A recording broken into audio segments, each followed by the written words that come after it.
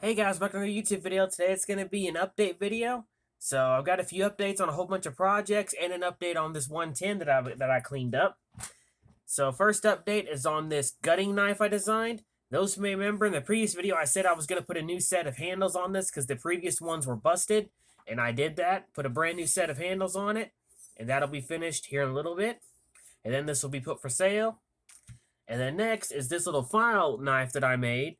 My father bought me a whole bunch of files when I was in D Queen and gave them to me when I came home.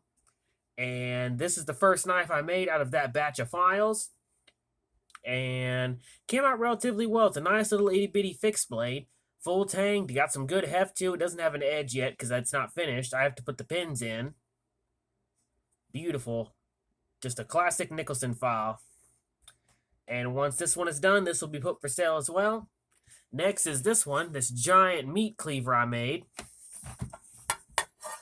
And for those who may know, I made a few prop knives in the past and sold a couple of them. And I decided to make a prop cleaver as well because so many horror movies have used a particular style cleaver like this. And this one I designed is a hog splitter.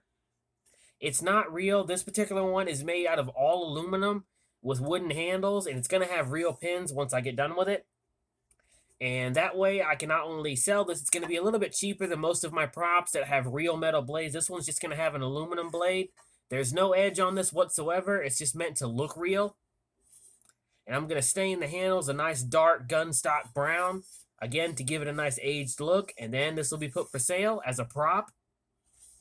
I mean, I can think of so many horror movies this kind of cleaver has been in. I mean, you've got Texas Chainsaw. You've got Friday the 13th. The Fallout Las Vegas video game where there's a monster cleaver you can get, and just so many other horror movies that feature a giant cleaver like this. The Hills of Eyes, which is a good one. So anyway, once this is done, this will be put for sale. Next is these.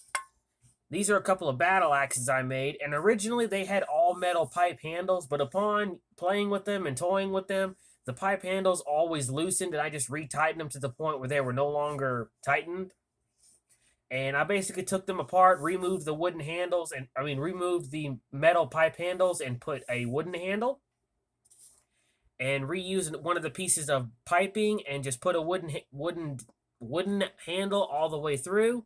Drilled some holes, cut a slot in it. There you go.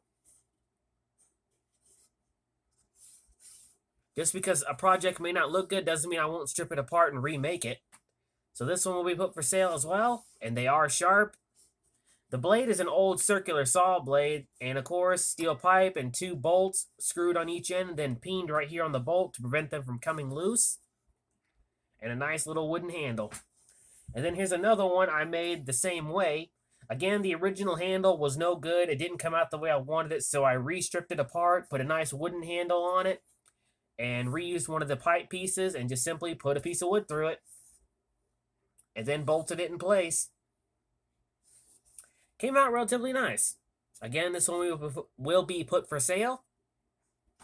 And last but not least is an update on this 110. Those who may remember, me and my father bought a 110 at a pawn shop recently. Sadly, I don't have that one, the one that said Federal on it, because that one is my father's. He put that in his collection. So here's mine that I purchased, and it came out beautifully. I mean, that sucker polished out real nice.